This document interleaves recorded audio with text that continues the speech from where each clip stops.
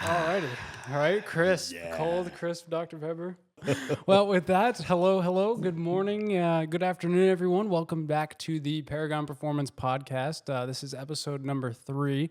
I've got myself and Corey here and our very special guest here today, the man, the myth, the legend himself. You know I hate it when you say that. Oh, my the goodness. Rick Corvette Conti. And we have... No, see, I used to be in radio. I got to be in charge of the board. You know, I just found out this has the sound effects on it. So, you guys have been so good to me, and this is a lot of fun. This reminds me back when I used to be in radio.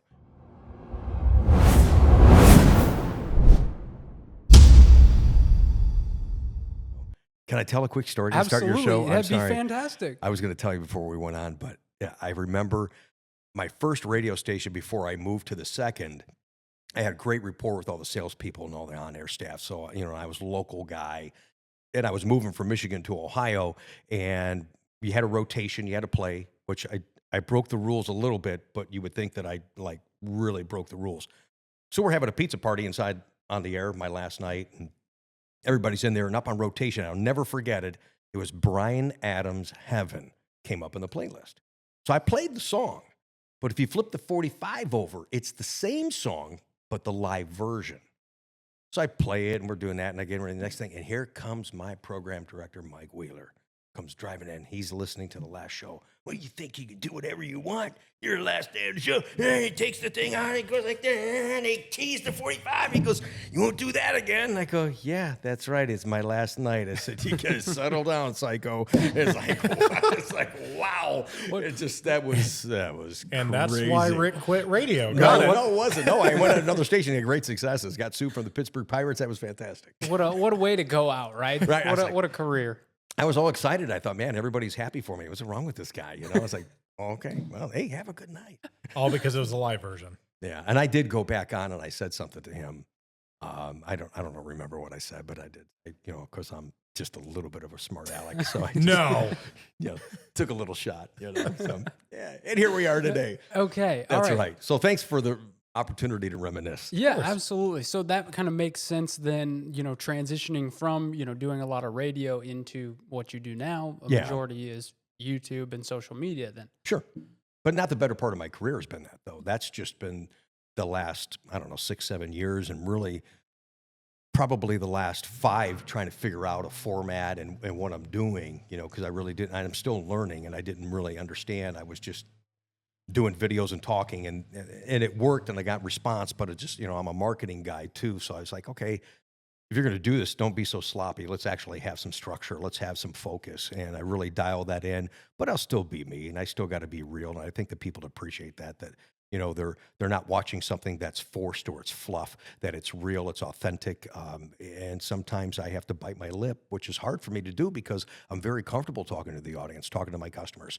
Now, off air, we have some real conversations. We have some pretty good, candid conversations. We have some raw Ricky, baby. That's all I got to tell you. Yeah, NCM Bash, and we're eating at Tony's at the embassy, and we can just talk. And it's some great conversation to be had. Nothing that would be proper for the air, I would say. No, but not at all. It's just nice for me individually, and working with content creators as a whole. You do have ones that, and they teach this in GM, that go on stage. Right. And the Rick that I see on the camera and the Rick that I see off the camera is essentially the same person. I appreciate that. That's something you don't usually see, because I've had a lot of people that are pretty numb, kind of down to earth, but then the second a camera gets put on them, they chipper up and they fake it. It's like, just be yourself. Yeah, everything changes. It's okay. Just be yourself. Yeah, everything changes. No, I really want to be myself. I really enjoy the connection to the community. And it's been another way for me to market myself, but also market my customer. And really, truly what my intentions always was when I got into the car business is to really signify how special this car is. And I had a website that I really need to get back up. I enjoyed that, another way to touch base and communicate. But the YouTube was so immediate. Even though I called one of my buddies in Michigan, I called Pete and I said, hey, that's how he and I met. Met a lot of people through YouTube that become great friends and customers, what have you. But I said, man, I had to spend 6 hours editing a video. And he goes, yeah. And I go, I don't know if I can do this. But it was just the reaction from the audience is like, well, wait a minute. I think there's something to this. Yep. And I enjoy that creative outlet. I'll still get silly, do things, and I'll find unique ways to talk about a subject or market something that nobody else will do. And I'm hoping that it gets somebody's attention and they also can relate to it. And, you know, I'm not young like Rob or you. So, I mean, most of my audience is mature and we can relate to our upbringings and our focus and work ethic that sometimes is lacking, although you're the exception from the rule. I mean, you really work hard. You're very, very strategic. Don't stroke his ego too much. Well, okay, well, but no, he's all right. You don't see that. But for me, I think that's important in today's society. Take cars out of the equation, you know. So I've always applied that to anything that I've ever done. That I always wanted to do well at it, and getting into the car business without making this too much about me was never on the table for me. It was a fluke, dude. 100% fluke. I was in radio. Star was on the rise. Had a lot of good things going on, and got divorced, and then got into the car business. You know, and it was tough. You know, and she took the car, the only car we had. So I'm in the news, really truly looking in the newspaper. Free car. Let me try this car sales thing out. I needed a car, and that's how I got into it. Wow. And then I quit. I didn't know what I was doing because all the bosses wanted me to say this structured canned lines that you get at every dealership. If I could, you would you? What's it going to take to put this deal together today? Yep. Huh? I'm not saying that's stupid. I'm not saying that. I'm the sales manager. You do what I tell you to do. And I'm like, okay, I don't really do well with micromanage. Yep. So 9 months of the year, I was only there 9 months, and I was the number one salesperson. Didn't have a clue what I was doing. Took out the number one guy 16 years. And it was really just about having real conversations with customers. And it just wasn't fun for me selling Pontiacs, you know. I mean, I like the Grand Am GT. That was cool, you know the Bonneville SSEI and all that stuff. You know, a lot of folks watching right now say, I remember those cars, yeah. But then I went to quit. Oh, I did quit. And then my direct sales manager knew of my background. And he says, well, you got to do something like a specialty. And I said, this car business thing, I just don't know. He goes, no, man. He goes, people really like you. I go, well, I would need to do something like a specialty. He goes, well, I got a buddy who works at a Chevy dealership. I said, yeah, I like Corvette. And they were the number one Corvette dealership in the state of Ohio. So I went in there, and we talked about this on my channel recently. It was funny, and I met with Mike, and I'm like, hey, I put my arm around him. I'm like, well, I needed a job, okay? Now I had a new baby that was 3 months old. No job, no money. It's like, you know, no car. Kind of needed this gig, so I'm going to be serious about it. He's like, you know, I think I could be the Corvette guy. And I went in, and before the interview, and I didn't tell this in my 30-year anniversary recap of my first sales manager, I actually went into that store as a customer first. Okay. Did some recon. Yeah. Tried to buy a car. Oh, yeah. Wow. You want to learn about the car business? Go try and buy a car. Nobody knew who I was. I was trying to buy a car. I did that at other dealerships, but this one specifically because I was going to work there. And I saw, you know, there's 27 salespeople at the time. You know, that's how it was. It's much more streamlined now in most dealerships because of the internet and because some people just don't enjoy working 60, 70 hours a week. But I went in there going, wow, they really got something going on, big facility, and I wanted to be the Corvette guy. And I told my sales manager I wanted to be the Corvette guy. I typed up all this nice presentation, stuff like that, immediately grabbed it and threw it over the side. And I'm like, oh, you're just like, wait a minute, I just spent days on that. Yeah. We talked, said I could have the job. I couldn't. It was funny because he said I couldn't have a demo because I had to be there 6 months was the policy. Yeah. Back then, every salesman got a demo. Now it's just management and stuff like that. But back then, everybody got a demo, and I'm like, oh crap, I really need a car. And I said, well, I was the number one salesman at Jacksonville Pontiac. He goes, oh yeah, that's right. Okay, you get a car. You know? You got your car and you got a job. Yeah, so it worked out. Yeah. It worked out, and really worked hard. Truth be told, I don't think I've ever told this on my channel. I really didn't know. And it's funny because people, you know, I pride myself on being knowledgeable, but people come to me for feedback and knowledge on the car. When I started in the business, dude, I didn't know how to open the hood of a C4 Corvette. Nobody taught me diddly. Take an initiative, which is, again, something that you don't see too often, but really I was taking it serious. I was reading owner's manuals. I was going to Corvette events. I was going to Corvette clubs and really studying the culture and the car and figured out right away. And I was watching other people come in and being greeted by other salespeople and watching their reactions. Oh, hi, Mr. and Mrs. Cupcake. How are you today? Oh, yes, it's my first sales job. And they're like, you got to be kidding me. I just saved for 30 years to get this car, and I got the new guy. I thought, man, there's a need for a specialist in this. And I didn't want to be in the car business. I thought, if I'm going to be in the car business, it's going to be, and I was at a big dealership that had a lot of Corvettes. I'm going to sell only Corvette. And to this day, I'm the only guy that is focused on that. There's some other big volume Corvette salespeople, but they sell a little bit of everything. Yep. But my focus, day in and day out, I literally breathe this car, the lifestyle, the culture, the pitfalls, anything. I'm immersed in Corvette nonstop. I mean, I'll get up in the middle of the night, back what I used to do in radio now, and I'm writing notes down to myself so I don't forget if he had creative ideas and things like that. I'm now thinking about the YouTube channel, how to grow that, how to connect and bring good content. You know, a couple of my buddies told me the same thing. Say, hey, Rick, don't worry about doing so much content. Worry about the quality of content. Okay, quality, not quantity. So that's important. So it's evolved into a career I never thought I'd have, but it's a car that I've always loved since I was a kid. You know, can I tell my kid story? Absolutely. He's like, man, I turned this microphone on. Hey, well, that's what you're here for. My first exposure to Corvette, and I didn't even know it was Corvette. And it's so cute knowing where I'm at now.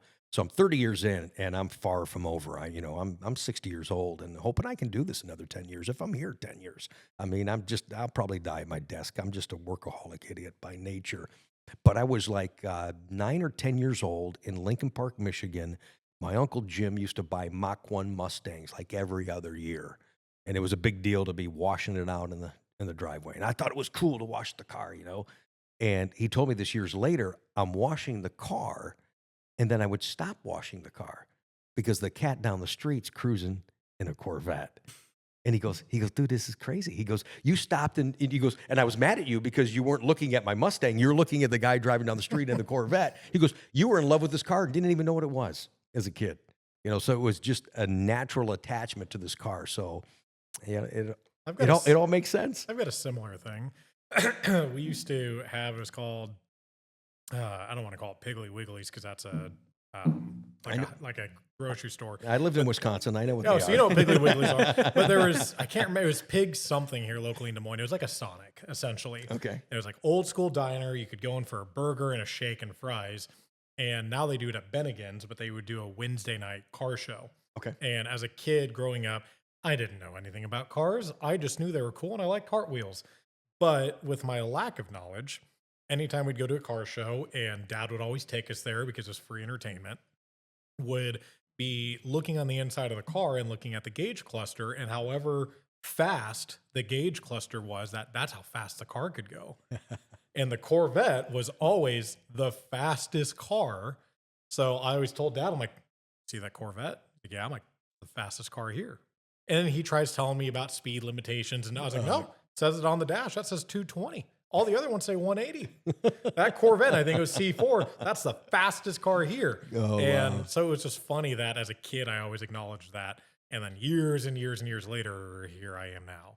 So, Rob, did you have any connections with Corvette that were unforeseen, untold? Not really. Honestly, growing up, I, believe it or not, wasn't super into cars. I mean, I appreciated them. I liked them. I knew, some of the different models, Corvette, Mustang, Camaro, that kind of stuff, Lamborghini, but was never really interested in them, I guess, probably until college. College started kind of getting into them, and started having to work on my, I think it was a 98 Lexus. So started learning how to work on cars a lot more, and I was like, man, this is a piece of junk, and start looking at newer stuff, and like, oh man, I wish I had that one, But dude, you've got a C8 Z06, and there's guys still dreaming about getting that car. So yes. how did that ever come to be? I just working hard, obviously, like you said, kind of having a vision. When the new Stingray came out, I saw that, and I was like, I'm like, that's the one I want. I know that's the car for me. C8R. Yep. Yeah. I'm like, I want the Corvette. So that's cool. Just dedication, kind of, printing pictures and hanging them up on the wall where I could see it every day and, remember what you're working towards. And, very blessed to have to pinch myself every once in a while to remind myself it's real. But yeah, well, you and I had that. We posted on social a couple weeks ago where we both had our friend Gustavo's there with the Silverado. I had my E-Ray out. You had your Z06 out. And I think we just watched it or something. You're like, oh, did you ever think we'd be, 31 and 26 or 7? 6. I always think you're 25 still, but 26. You ever think we'd be this age and watching our Corvettes together, and we go to the house and we back them in and dry them off, and we're like sitting back, and I was like, this is a moment that you and I are gonna look back on in 20, 30, 40 years. And Oh, be sure. Like, do you remember that one time we're in our house with our 2 very first ever Corvettes? And it was just, it was one of those, like, I didn't realize it'd be a core memory moment, but I was like, we're going to remember this and look back on this picture.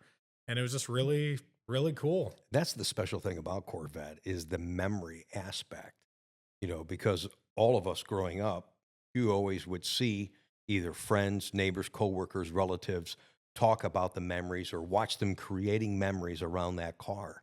Now we're doing that. It's really special. It really is. Yeah. So speaking of memory, you've been in the industry for 30 plus years. Yes, sir. I've been in the overall dealer industry since right after high school. You've been in it for going on 4 years. And we cannot pick a favorite memory by any means necessary, but what is a memory that really, if I say, hey, what's one of your favorite top core memories? What sticks out? What comes to your mind first? Gosh, you guys with these questions, we need some show prep. No, Rick got here about an hour ago and we said, oh, by the way, we're filming a podcast. So. And I actually, this question was diverted in a different way when I was on the Brink of Speed Octane Hour a couple of months ago. And I really wanted to bring it. We started going into the morbid, memories, and I didn't want to do that, but I mean, that was the emotional part of the car. But I think one of the, if not the best memory has got to be one that was done here at your place a couple of years ago. I have a feeling you and I have the same one. Yeah. I mean, it was great. We've got a great car guy friend. And then it blew me away. He called me and says, hey, I want to buy a car for my parents. Like, what? I mean, to be able to do that was so significant. I thought it was cool. And then we made it an event here, unveiled it right out there. Yep. And she missed the point of what Michael said. This is not from me. It's for you, not from, for me, for you, or however we worded it. It's not for me, it's from me for you. Yeah, right. Yeah, exactly. And the dad caught it, and he didn't know what to say. David just kind of shocked and kind of just all excited. Oh, it's just a beautiful car. It was cool because his parents are also in the car, so that makes it really cool. Yep, and then they had the plaque, love you, mom and dad. Oh yeah, and then when she found out it was for her, I mean, so that was that always has to be one of the top 3 memories. There's no doubt about it. But again, oh goodness sakes, to pull something out beyond that, it would be really hard because every delivery moment. And those are the things I share on my channel, the send-off pat things, and listening to the stories of the people and listening to them and their upbringing and their passion for the car. It really means a lot for me to be a part of that. So I'm a part of their history now, and I take that so serious. I really take it serious. Being at different events for Chevrolet reveals and things like that over the years has just been neat because I feel like, hey, I'm connected to that. I'm part of history. I was there before the public got to see that. Just cool stuff like that. It just felt good. Just anything I have to do with this car, and now taking it another level to the driving aspect. We did a video a while ago on my channel, you and I, talking about tracking, and excited that Paragon's sponsoring the track day. We're doing it at the NCM Motorsports Park coming up in October. But this is something I never thought I would do with, let alone I've always wanted to have a car, but I got 4 kids. So when I got my car, I wanted to cherish it and just, baby it and take it out on nice days and all. It's like, no, man, I waited too long to have this car. They already have one Corvette museum, and there's not going to be one started in my driveway. I'm driving this car. Amen. And then starting the tracking and just really, not going to compete, but just to have fun. Things I've never thought that I would do. So any involvement with this car really is a significant memory for me. There's no doubt about it, man. Yeah. So the memory we talked about was definitely, that's the first one that always comes to mind. Oh, it's great. Which I knew going into it with a plan and the surprise and everything and flying everybody in. I was like, oh, I know this is going to be special. But the one event that I didn't know that was going to be special involved the 2 of you, and Rob kept hyping it up and hyping it up and hyping it up. And I was like, dude, it's not going to mean anything to me, and it ended up being the complete flip side. Your delivery? Taking delivery of my car. That'd be up there too, bro. So I've owned a lot of new cars, and not that I don't appreciate and like the E-Ray and like the memories and everything, but to me, prior to this. I was like, it's just a car. I'm going to have it for a year or two and I'm going to sell it. I'm going to not forget about it, but I'm going to move on to something else. So Rob had been asking me for like the prior 30 days because we took delivery early December. Right. And he's like, oh, are you getting excited? I said, no, not really. Like, it'll come when it comes. And then I got Dan the contact. Right. And then the day it was on the assembly line, like he sent me a picture and I was like, oh, that's kind of cool. And I sent it to Rob and I see Rob's face just light up, like exciting for me. It's a big deal. This is your It was creation. cool, yeah. I'm like, you can see it. It's being built, man. I'm like, that's pretty exciting. So I'm like, I was like, it's cool. But like, I've been to the plant. I've seen this. It's not a big deal at all. Then like 17 hours later, he sends a picture of it being pulled to the paint inspection bay. I was like, oh, cool. Car's done. All right, well, this is kind of happening, but it still didn't make me excited. So then my wife and I fly out and we're sitting in the airport lounge waiting for Michael to come in because we all Uber or drove together. And I pull up and I was like, I know they have cameras and they have that delivery bay. I was like, I've never looked at them. Sure. I was like, what are the chances mine are out? And I look and I'm looking through the cameras and I see it. I'm like, that's my car. Right. So then I'm just sitting there like watching it. So then I texted a picture or texted the link to everybody. And then, my mom and dad and everybody's like, hey, who's standing by your car? And I'm like, I don't know. It's just public. So I took a picture like, oh, you're a Corvette owner when you start like watching your car in the delivery bay, but it didn't hit me yet. I'm like, yeah, I'm just going to go pick up my car and move on. So we had dinner that night. And the next day we get to the museum. I think the delivery was set at 10 or 11. And we get there at 9 and, see the car and like, yeah, cool. It's there. It's real. This is awesome. How are we going to plan this out and everything? And Chris was there. He's like, hey, I know I'm not going to teach you anything on this car. Just let me know when you want to sign papers. Right. So go do the museum tour with Steven and Michael and everybody. And then go into the gift shop and trying to pick out a thing for my wife. Cause like, hey, you got to have a Corvette something. We can't leave here without you having a Corvette thing. She's like, it's not a Blackwing. I don't want it. I'm like, well, you're going to buy something. So I got her hoodie and there's a couple guys kind of lingering around and I could tell they're looking at me and I was like, hey, finding anything good in the store? And he's like, yeah, I wanted to come here and say hi and been watching you on the channel, Paragon and Rob and Conti, it's just really cool. And I said, oh, I appreciate it. What brings you in? And like, oh, we flew in to be here for you. I was like, you flew in? Yeah. Oh, yeah. It's like, it's a Friday in December. Why are you flew in for this? People came from all over, dude. So I'm like, all right. So I talked to the first guy and then there's another guy behind him. So I was like, hey, I think this guy's here for me. So he left, talked to the second guy, wife left. And I was in there for like 20 or 30 minutes. And then finally, I think somebody grabbed me like, hey, we're getting close to delivery time. Dan had the special gift that both you and I have. Yeah, he's the guy that works at the assembly plant. Correct. Right. So had that planned.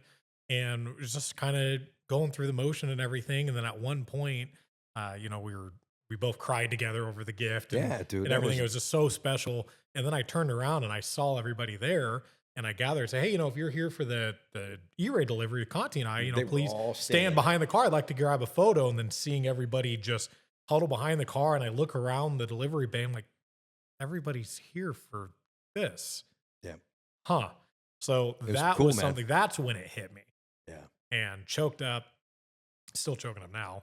And I was like, all these people took the time out of their day, their life to fly in, drive in, and just to support the overall delivery from a fellow Corvette owner. Right. And that's something and I don't have experience, but I think if you were to do that with Lamborghini or Porsche or Ferrari or any other higher end car manufacturer, I don't believe the community would come together as a whole to support that of that level. No, that's because at the end of the day, I am a nobody in the big picture, but they're just acknowledging and recognizing Paragon Performance, Rob and Rob of the Z06, Conti Corvette. They're just acknowledging on that and wanting to give support, do the delivery, go over to the track event. That was even busier. Yeah. And I'm standing on the top of their building looking at everybody and everybody's just having a blast and it was just something I sat back and I'm like, okay, Rob was right. This is special. Yeah, because the connection through Corvette extends way beyond the automobile. Correct. And that's what makes it so much fun. It really is. To events, special delivery moments, home base at the National Corvette Museum, and then the track across the street. I mean, I just want more people to experience that. And I want to continue to beat that drum and promote it and be that cheerleader for Corvette because I just think it's something so awesome. Life is, as I'm getting older, realizing scared how short it really is. So it's like, You got to make every day count, man. So, Rob, Yeah. memory time. Oh, Memory man. lane. I got so many. Your E-Ray delivery would definitely have to be one of them. That was pretty cool. Yeah, because we made it a competition too after the delivery. Yes, yeah, and that it was was- fun with the autocross and all that kind of stuff. Of course, we had the ringer there, the 6-time national champion. You're right. Yeah, yeah. There's something fishy. And then with he that. was cute. Oh, is this what you call autocross? I'm like, shut up, dude. It's like, he was really a cool guy. He was. No, yeah, that was probably the coolest. I mean, I just have so many memories with this car, and I can see why it's so easy for you to, have Corvette be a huge part of your life and kind of not say dedicate your life to Corvette, but a fair amount of your career is focused on the Corvette, and I can tell you, I think most people can tell you really do love the car. Yes, I do. Thank you. And I can finally kind of understand that having one. Before watching your videos, I'm like, man, this guy's crazy about this car. But I've had people ask me that too. They're like, "Hey, man, I've watched you for a couple of years, and I thought you were full of it." But I'm like, "No, you actually really are." Yep. Yeah. It's for real, and I'm trying to use that enthusiasm as a way to promote it in different avenues. Yeah, no, I mean, so for me, getting one, and I can finally understand where you're coming from. And maybe he's not that crazy after all, A little bit. just Obsessed. a little, just a little. Well, I have a little crazy in me, yes. But I mean, there's just been so many memories. Obviously, meeting you, watching your videos before, and then meeting you at your dealership in Ohio, seeing the office in person. That was your first time meeting him. Yeah. Yeah, I that's right. forgot- when You we guys came brought- out and put stuff on my car. Yeah, right. spent the whole day. I totally forgot that was your first time because I met you just prior to that at NCM for the E-Ray driving experience. Right. And then outside of meeting Rick, you met another YouTuber that I think it was last year that you've been watching. That was Eddie and Byron. Yes, yeah. So that was Meeting kind them of at neat, the- just was that the sitting back. Bash? That was Bash. Yeah, yeah. So I mean, I've just met like so many people that I've seen on the videos and stuff, and like meeting them and hanging out with them, and then like like you did. A lot of them are like, "Oh, I've watched your videos before," and I'm like, "You've watched my videos? Like you've You seen know what's me funny online?" though? You remember this, and I remember when Corey called me. I think I was out here and I did a video, and you and I were talking about the media aspect of this and how long my videos are and stuff like that. And Rob's telling me, he goes, "Man, I can't put up a 20 to 30-minute video. Oh no, that's just too long." So the video I did, and I was here for whatever that first time was, I forget, and I think it was probably 27, 30 minutes long. Yep. You guys both were watching it together, stopped in the middle of it. Corey calls me, he goes, "Hey man, I got to let you know, we're watching your video right now." And I just went, wait a minute, we're 17 minutes in and it doesn't even feel like it was 17 minutes in. So he was trying to let you know that if you have good content conversation in the audience, they will sit and watch and listen. Yep. Look at this podcast. Yep. You never thought you'd be doing hour-long videos. Nope, not a shot. Welcome to the party. We finally did it. That's right. Oh man, but no, I mean, I've had so many memories and stuff with this car, and it's been fantastic. And Rick has been a huge part of that, and yourself as Thanks, well. man. So, Appreciate that. but I mean, I think that's what makes you so appealing as a, not a car salesman, but a, Corvette specialist that, you've sold one to everybody in all 50 states. Oh, yeah. Long time ago. It's pretty cool. Everybody comes from around the globe to come see the Rick Corvette Conti. So I know you hate it when I say the man, the myth, the legend. Corey, but, work on that for me, please. but I mean, it truly is. I wonder if that truly should is. be a T-shirt. No, Right, it yeah, should not get be a it, get T-shirt. it. I Yeah, think you'll sell we'll- one to him. We'll have to. No, I'll buy one. We'll sell two. We'll get two of them. Yeah, We'll see. let's get with Joe. Joe Lamb, I know you're watching Yeah. this. Yeah. We need, Corvette Conti, the man, the myth, the legend, and Yeah. you'll at least have two sales. I'm an XL, he's a medium. Yep. Joe, don't look me in my eyes. Don't listen to him. Don't do it. So, but on that man, the myth, the legend, that was something that, and you've met Jeremy, the owner of Paragon. Yes. I had knowledge of you within the Corvette community for a little bit on the early part of our business. Sure. And you were the only person able to make content that were actually kind of keeping us sane through COVID and the lack thereof cars. Yeah. And I'll never forget, I've told you the story a few times, but there was one day early on in the company where I was doing all the phone calls, all the emails, and all the shipping. And I came in the morning and all of our wide angle mirrors and all of our key fobs were sold out. And this was on like a Wednesday. It must have been a Tech Tuesday video you did. But on a Wednesday, I came in, I'm like, okay, we didn't promote these. We are not running a sale on these. I didn't send a newsletter on these. It's like, why did all of our mirrors and key fobs sell out of the blue? And I'm like, all right, well, somebody must have posted something. So whatever. And a week later, one of my known clients had called me and he said, hey, when are you going to get mirrors and key fobs in? I said, I'll get them about 15 to 30 days. And he was upset. He's like, well, how come you never told me about those? I was like, well, they've been out for a year and a half. Sorry you didn't know about them, but like, how did you find out about them? He's like, oh, I saw it on a Corvette Conti's YouTube, Tech Tuesday. And I was like, well, I didn't send Conti anything. I've been trying to get in contact with him for a while, but I haven't sent him anything. And I go up to the channel and you're working on Brad Doyle's car and you're sitting in the passenger seat of his red Mist C8 convertible and you bring up the key fob. You're like, oh, that's kind of cool. Red carbon fiber. That's kind of neat. Kind of complements the car. I wonder if they do blue. And I just released blue. And then you talked about his wide angle mirrors. Like, wow, this really lets you see blind spots. This is ridiculous. And you made mention, you're like, maybe I got to get a set of these. And I have never shipped something out so fast in my life. I got the blue wide angle mirrors and the blue key fob. This is before your Z51. Yeah. And I shipped it out next day air early. And I made a little box of all my business cards. And I printed off a picture of me sitting at my desk. And I had Rob take a picture and I print off. And it's, I've been trying to reach about your car's extended warranty. And I crossed off extended warranty. Right. And I put, potential business opportunity. Yeah, because Michael, our mutual customer and friend, had been trying for the longest time. He says, hey, you need to call Paragon. And I just was so busy. It wasn't like I was blowing you off. I just was so busy. I don't have any help. But when I got your stuff in the mail, I was like all excited. It's like, oh my gosh. Well, Michael bought you those mirrors. Michael bought you an exhaust. I know. I sent it back. I know. Thanks for that, by the way. And he's like, don't do that. And I'm like, no, it's just like, this is too much. It was overwhelming to me. I was, $3,000-$4,000 exhaust. And it's nice that I have clients at that level that have the ability to do that. But I just thought, man, I can't accept this, It's like, and like, I think it was like a year and a half later, once, I had great rapport with Michael. I said, boy, I really like getting exhaust in my car. he goes, yeah, well, you had one, dummy, and you sent it back. I was like, okay, shut up. Yeah. So like, whatever. So you get the mirrors and I got your signed delivery and it was at least a week, maybe 2 before I heard from you. And I was like, okay, well, whatever. So you called me back and you call me acting like we've been buddies for years. Hey, Corey, how's it going? But I've seen you on the channel. I'm like, I've only been trying to reach you for 6 months. So, but we started a good conversation. And the first thing that stood out to me about you compared to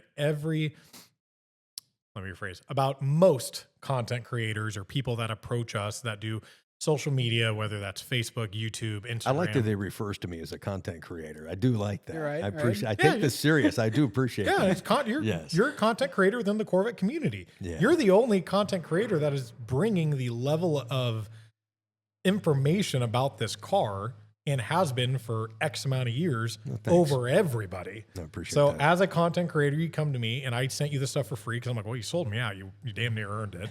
And the first thing you said is, hey, I really like this. Thank you. How do I pay for it? And from a business side of things, we have to look into who we work with and who we don't work with. Yeah. And we get flooded with people that come to us and some of them have 1,000 followers. Some of them have 10,000. Some have 50, 60, 70, 80, it goes on up from there. And they almost expect free stuff. I would say 15 inquiries a week of people reaching out to saying, hey, I own a C8 and I have a content channel. Give me free stuff. And it's unfortunate. And that was something I took in for you immediately being like, hey, I want to pay for this. It was like, all right, now I know really how Rick is as a person. He's not expecting anything at all. And anytime if I go to send you something, it's because I know I'm like, hey, I think he's going to like it. And if he doesn't, be honest about it. Sure. But 2, you would send me stuff and you would say, hey, I don't expect you to do anything. I don't expect you to fluff it on the channel. He goes, if you don't like it, let me know. He goes, I really want your feedback. I need the honest feedback. Yeah. You always told me that. Our mutual clients need the honest feedback. And I don't ever expect anybody that gets stuff to just have to fake it. And as we talked earlier, be on stage about it. If you look at something like, the finish is kind of crap, be honest, be like, I like the part, but they could be better. Everything can be better. So that's just something, and I don't tell you enough, the fact that as a content creator within this industry, that you have every right to go to any company within the Corvette market to be like a lot of them and say, hey, this is my following. I want this. And to a sense, they would or should send it to you. I've never had that level of relationship with you. And I know you're not like that with anybody else, but too often than not, people refuse to put anything on their car unless it's free. And I've had plenty of people tell me or say in passing, be like, yeah, I like that part, but it's too expensive. But if I got it for free, Right. I'd promote it. And that's not what we care for. That's not who any business really should be working with. Sure. You should not just try to work with somebody because they have a following and want free stuff. You want to be able to relate and connect to people that are attracting the audience. It's just like my car sales. I'm always looking to build that relationship, and the stuff that I present on my channel to my customers. Like I said earlier, I've got a mature audience. They're very well to do. I want them to have trust in me and what I'm talking about. I've made mistakes in my car, and I own up to it. Yep. I want people to learn from that. Here, learn from my mistakes, but also learn from my successes. So you guys, as Corvette owners or would-be Corvette owners, have a good experience with your car, and you're getting it from a real guy. And the products that I have on my car, which most of my car is Paragon, but I love the stuff. You know, people will ask me, hey, what do you really think of that? I go, I got to tell you something. If I didn't like it, wouldn't be on my car. I wouldn't be talking about it. I've had a lot of people send stuff to me, and one guy I had to get a little rough with on the phone because he was just like, well, I sent you something for free. I didn't know who he was, and you haven't mentioned it on the channel. How could, well, and the product that he had sent was junk. Yeah. It just was. And then finally I said, hey, man, you want me to hit you between the eyes? I'm tell you, Would you rather me not say something, or do you want me to be honest? I'm going to send it back to you. Hey, thanks. Appreciate it. I can't use this for my customers. Yep. If I don't feel good in it, then I'm not going to present it to the customers. Then you're going to lose that trust. Then they're saying, oh, Rick's a sellout. He's just, he's mentioned anything he gets for free. That's what people think. It's like, no, that's not the case. It really isn't. Yeah. Because too often than not, as an overall whole, not even just in the automotive industry, but you see it on Instagram and TikTok and YouTube, where people just promote what is sent to them. Mm-hmm. And the fact is that they're just getting a back-end paycheck or an affiliate link to get paid for it. I've seen that. People go in and they'll buy a product and they'll make a video about the product that they're buying in this big ordeal and go through their big review. And then they'll make another video that they're returning the product. And it was strictly for content. There was no emotional tie to that. There was really no need for that product other than to make content. Yep. How can you get your audience to trust in anything you're saying when they can? And I'm hoping that most people can see through that, because I did. And we had two content creators, both of which don't own the cars anymore. But one was a super low following creator, and the other one was a super high following creator. And I did a test because early on, we weren't really working with anybody. We're like, we're going to build our own marketing, and we're going to make the demand on our own parts. We don't need somebody else to sell our part for us because we don't want to be affiliated to a sellout.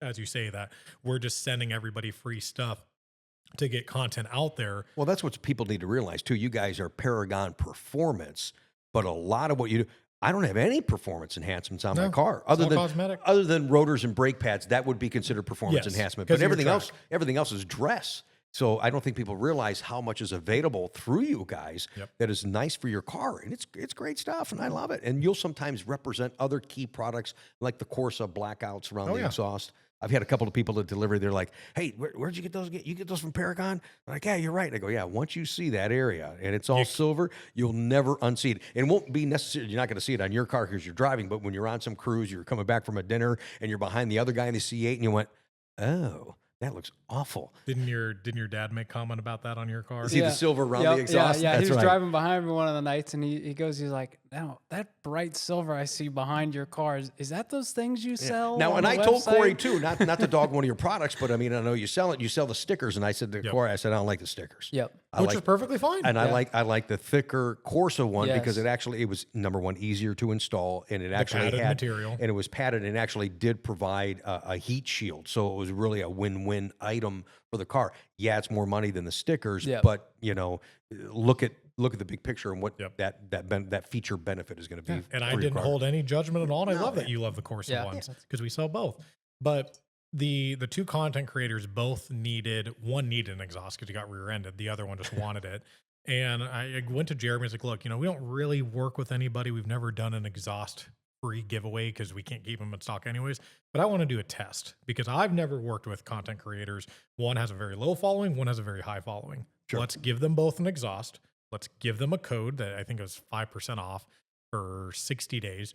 And let's see what audience is what. Because you would assume that the one with the higher following is going to attract more people. Right. The one with the lesser following isn't. Sure. Just numbers. Both people got exhaust. The one with the highest following didn't sell a single one. Oh, wow. The one with the lowest following sold us out for a couple months. So that made me realize that just because you have a following count does not necessarily mean that you are targeting the audience in which we are related to. Right. And that goes across all boards, regardless if that's Instagram, YouTube, Facebook, whatever it is. A lot of the time, more often than not, and I would say you're a very rare case, a high following number, based on my experience, is going to be based on clickbait videos. Mm-hmm. It's going to be based, if you have a female content creator, is always going to have a higher natural following. Hey, we're guys in cars, we dig chicks. That's so right. that is generally going to be a traditional trait. But people that are doing clickbait videos do not target the audience that we are targeting. And that's why, and we've been told, your guys' YouTube channel is not really that high. You're right. We only have I think 11,000 subs. Hey, I think we hit 12. I think we hit 12. We hit 12. So we've been in business for 5 years and we have 12,000 subs. That's because we're not doing clickbait. We're just giving knowledge. And that's something you're doing. You're giving knowledge. And I'm doing, and I've tried to learn more about the YouTube stuff, and I'm doing it organically, where there's services out there that you can buy subscribers.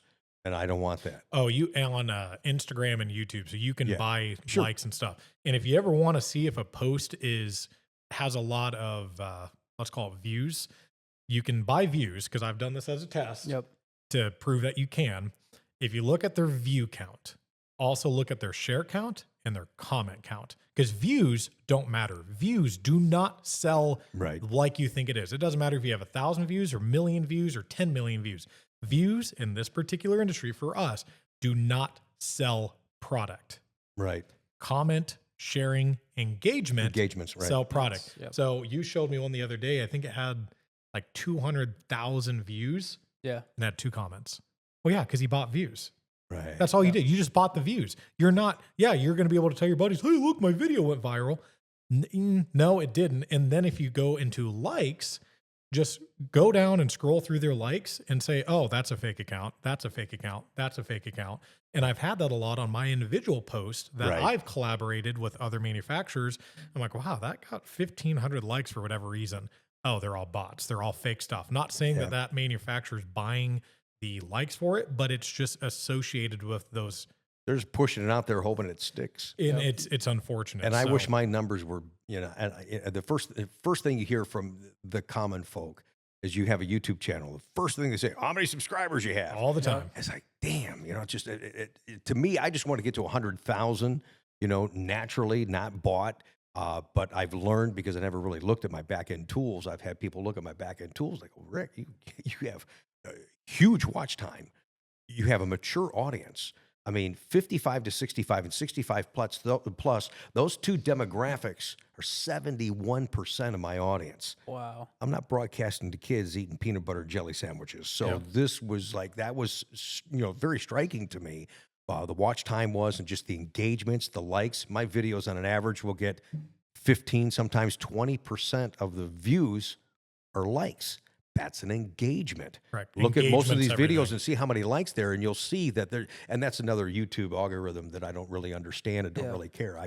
I want results. I want to connect with people, have good experiences, meet them at the shows, and ultimately I want to sell some cars. That's it. The rest of that stuff is all gibberish to me.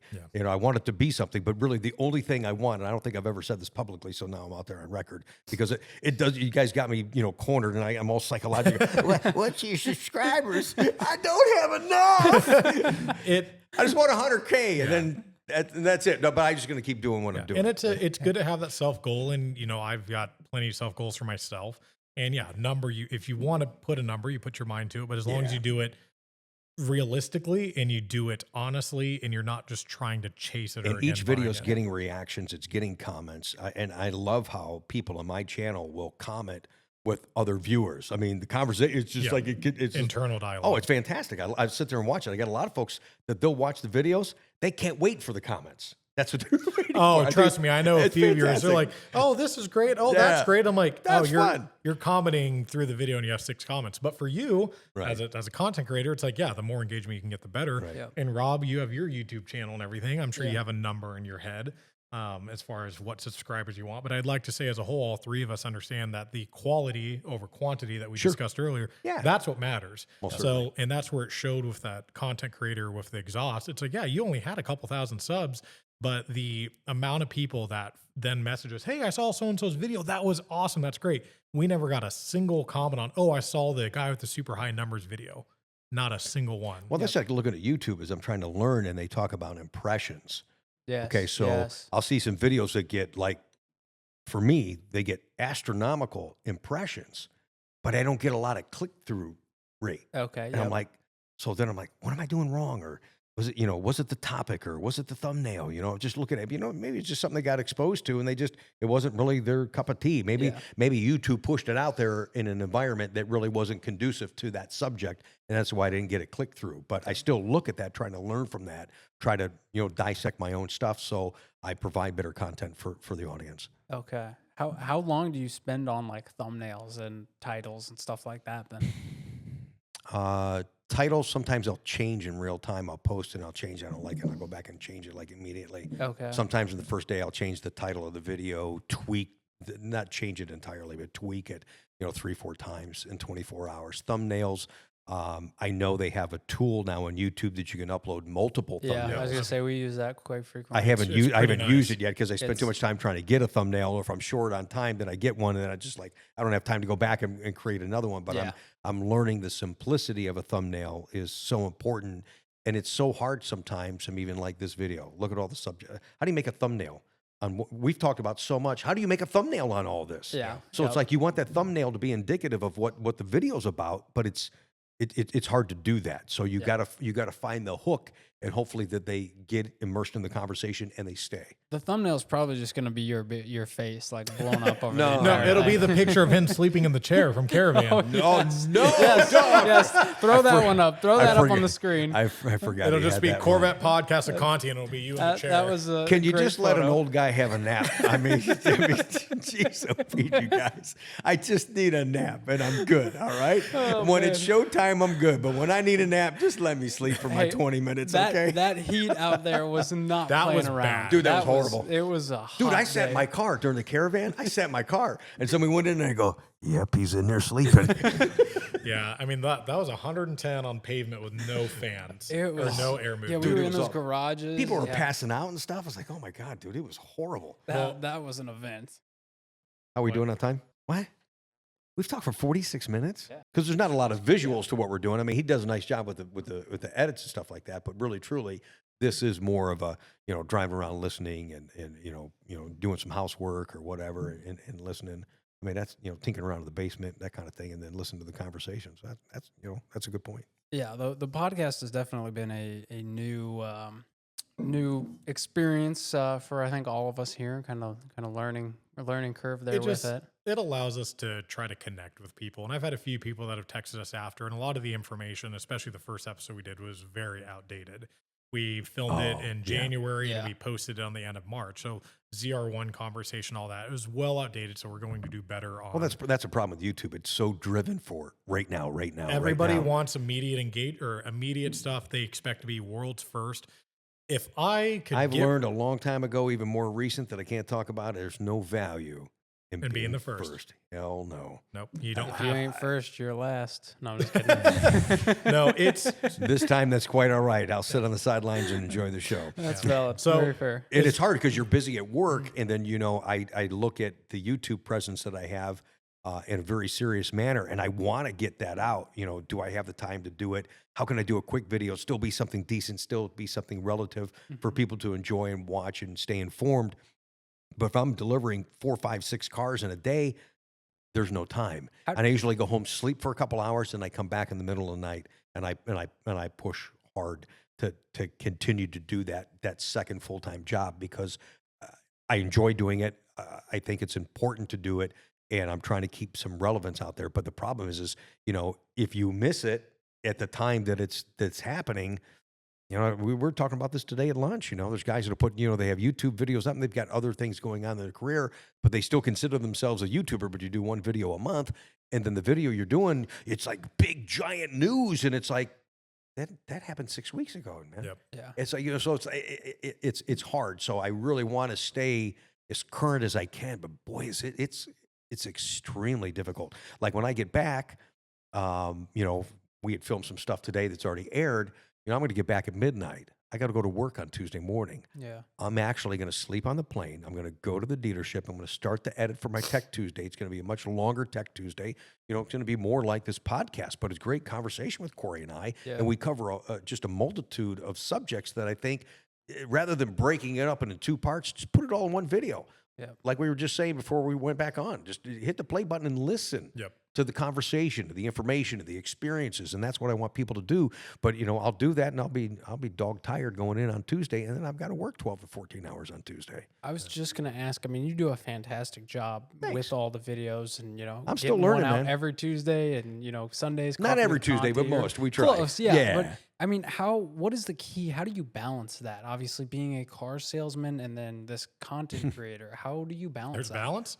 Yeah, he just answered it. You're right. There is no balance. Okay. It's like where are you going to dig down deep? And I'm that old school guy that I can't stand the mentality. And again, you're not the example. But it was like, oh well, it's 5:01 and I get off at 5 o'clock and I got to go home. Yeah. Oh, it's my lunch break. Oh, it's my day off. I've not had a real day off. I can't remember. I mean, I'm off, today filming stuff with you guys, but this is work and promotion and on topic. But I haven't taken a real day off, and that's my fault. People watching will say, Rick, shame on you. You should really make time for yourself. You've got to make the most important thing. And I would like to just decompress and sit and fish and stuff like that. But I'm just, without going into my background, but I'm a workaholic for a reason, and sometimes out of fear. And so I don't know how to stop. So I really, that could be, one of my problems, but I enjoy pushing myself to get better, to do more. And I'm still trying to do that at my age. So the balance is funny. I keep telling myself, you got to balance this, Rick, man. You got to balance. You're too damn tired. And it's hard. So I'm picking my own battles within my personal schedule, what I can do, what I can't do.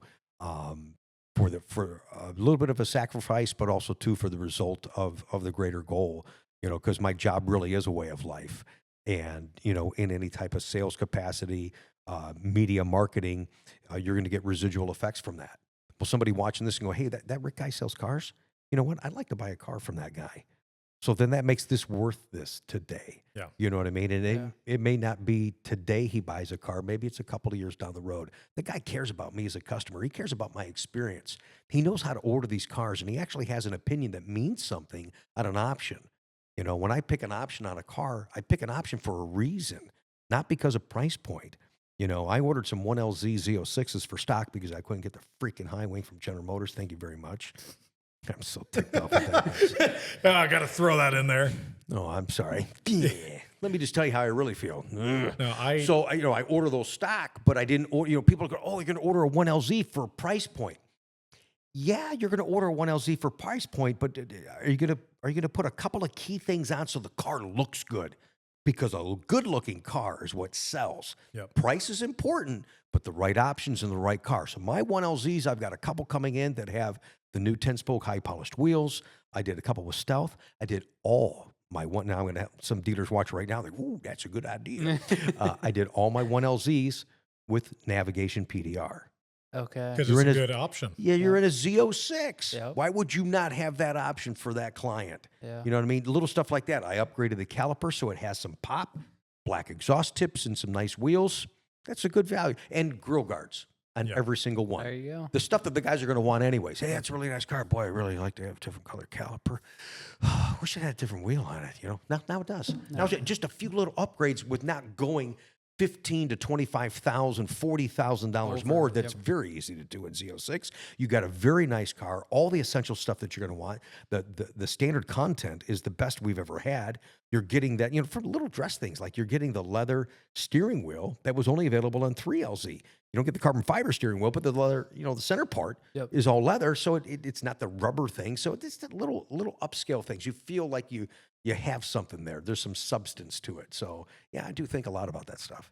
No. I do that because I want to. Agreed. Yeah. Because I enjoy it. I and I want people to appreciate that passion and that level of commitment, not just work ethic, but just passion and commitment, I think are very valuable. I was just about to say, that's what makes it easy is, when you're passionate about it, it's, you don't mind, like you said, staying late, working on, different projects. If they tell me to go dig a ditch for 14 hours, I'm in trouble. You'll find me laying in that ditch. I'll be dead in 4. I was just on a cruise vacation, and it was the last day we had, and then we went on sea, and we're on the beach, and I put in my AirPods, and I had my laptop up, and I'm just doing new products, and I'm just relaxing. Because most of the time, every 5 minutes, somebody's coming up to me trying to sell me something. I'm like, I have my AirPods in my laptop, and my friends that were with me, hey, come out to the water, come have a drink. I'm like, I'm in a really calm environment. I'm not being bothered on the phone. I got a couple emails in. I'm just enjoying a drink on the lawn chair. And I had a lot of people, I post on social, and they were judging me on it. And I was like, look, my company's not asking me to do this. They want me to go take a vacation. I'm choosing to do this because I want to. Right. Because it's a company that I appreciate working for and to help grow. And we have been through the years.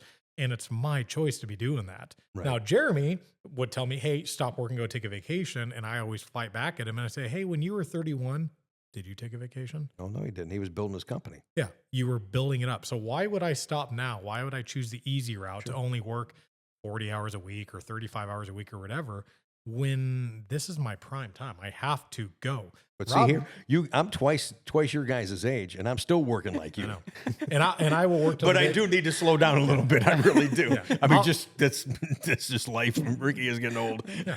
I'll work till the day I die, and that's perfectly my choice. I mean, Rob, you didn't get a Z06 being lazy at 25. No, that's right. And some of my relaxation desires would be having more time to drive my car places. I never thought I would drive my car long distances.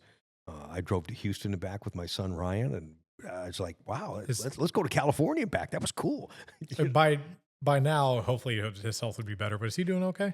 He's still struggling. Really, really bad concussion. Thanks for asking. And the docs are telling him he probably won't drive on track all year. Really? Yeah, he's in bad shape right now. I'm sorry to hear. It could be worse. And it bumps me out. And it could be worse. And he's a hard-nosed kid, just like his dad. They told him don't play basketball till we look at you again, and he's all frustrated because he's very active. And I'm mad at him because he doesn't want to come to me with track events, because I enjoy that camaraderie between he and I, where after the session, we'd sit in the car and look at the PDR footage. Yep. He'd say, oh, Dad, you screwed up that turn. Oh, you should have had more gas right there. Yeah, but hey, did good job on that. And I feed off of that. And it's like, good, I go back out, and I'd look at his footage, and now I don't have it. He doesn't want to go unless he's driving. So I want him to look past that and go, no, I still want to experience this with Dad. But that's one of the things I like to do to relax. Driving the car, track of the car. I'm just like you. I've not done it in years, and probably will soon. Is just sit for hours and just do some fishing. Just a little catch and release. Enjoy the atmosphere. Have some snacks, and I'm good, man. It takes me a while to actually settle down. So that probably a few 4 hours won't help me, but it'll still be nice. I hadn't done fishing in years, and last year Rob has a property that's right off the lake. Yeah, and he's like, hey, do you want to go fish? I'm like, sure. And we went out and had a blast. Storm started rolling in. I'm like, hey, we might want to bring the boat in. But it was just kind of that little tiny moment. It's like, I don't need a lot of it. I don't need a whole, that week vacation I took drove me miserable because it was too long away. I'm good for about an afternoon. Yeah. Or I've always been, especially in this career, it's like, I won't travel unless there's work that I can do with it. Sure. Because there's always a connection to be had. This is an honor just that you guys asked me to be on your show. So thank you. I love the connection that we have. I really do love the products that are on my car. I appreciate all that support. I appreciate the support of the people that watch me. Oh, sweet. Well, on behalf of, Paragon, myself, everyone, thanks, and guys. the Corvette community, we appreciate everything that you've done for the car and the community. It means a lot, man. Thank you. We appreciate you stopping by here today and taking some time to hop on the podcast. I just stopped by. You're here for 5 hours. You just happen to be in town. We appreciate it. Sometimes you just got to hop on a plane and say, let's go. Corey's like, what are we going to do? I said, we'll figure it out when we get there. And we had a blast here today. We appreciate you being on the podcast. So thank you guys so much for watching. Hopefully you enjoyed. If you did, be sure to let us know by liking and subscribing. Leave us a comment what you want to see next with some questions, and we'll see you guys in the very next podcast. You are our first featured guest. Yeah, look at that. I wouldn't know. Holy crap, that was awesome, man. Thanks.